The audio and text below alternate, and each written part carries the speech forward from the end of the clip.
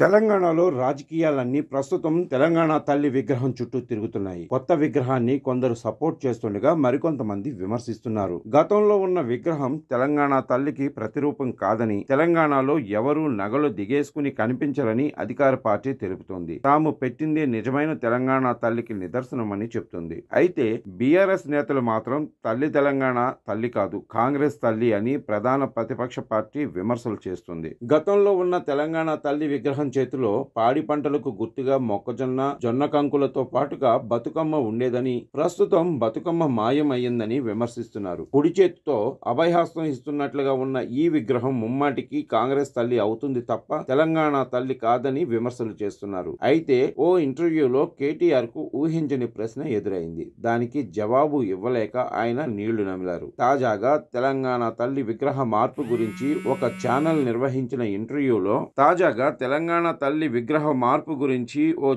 నిర్వహించిన ఇంటర్వ్యూలో పాల్గొన్న కేటీఆర్ ప్రభుత్వ తీరుపై తీవ్ర స్థాయిలో ఆగ్రహం వ్యక్తం చేశారు. తెలంగాణ తల్లిని మార్చి కాంగ్రెస్ పార్టీ మరోసారి తెలంగాణ ప్రజలను అవమానిస్తోందంటూ ఆగ్రహం వ్యక్తం చేశారు.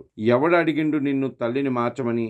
ఇది వరకు ఉన్న ఆకృతి బాగా లేదని ఎవరైనా చెప్పారా? ఇవాళ కాంగ్రెస్ తల్లిని పెట్టి మళ్ళొకసారి తెలంగాణను అవమానిస్తున్నారు. భార్యను మార్చిన వాడు ఉన్నాడు, కానీ తల్లిని మార్చిన దుర్మార్గుడు ఈ రేవంత్ రెడ్డి అంటూ తీవ్ర స్థాయిలో విమర్శలు చేశారు. ఈ నేపథ్యంలో ఓ యాంకర్ ఓ ఫోటోను చూపించి 1969లో తొలిదశ తెలంగాణ ఉద్యమం మొదలైనప్పుడు తెలంగాణ తల్లి విగ్రహాన్ని ఆనాటి ఉద్యమ నాయకులు ఈ విధంగా రూపొందించారు. తెలంగాణ మలిదశ ఉద్యమ సమయంలో మీరు ఆ విగ్రహాన్ని మార్చారు అంటే తొలితరం ఉద్యమకారులను అవమానించినట్లుగా భావించవచ్చా అనటంతో కేటీఆర్ షాక్ అయ్యారు. ప్రస్తుతం ఈ వీడియో సోషల్ మీడియాలో తెగ వైరల్ అవుతుంది.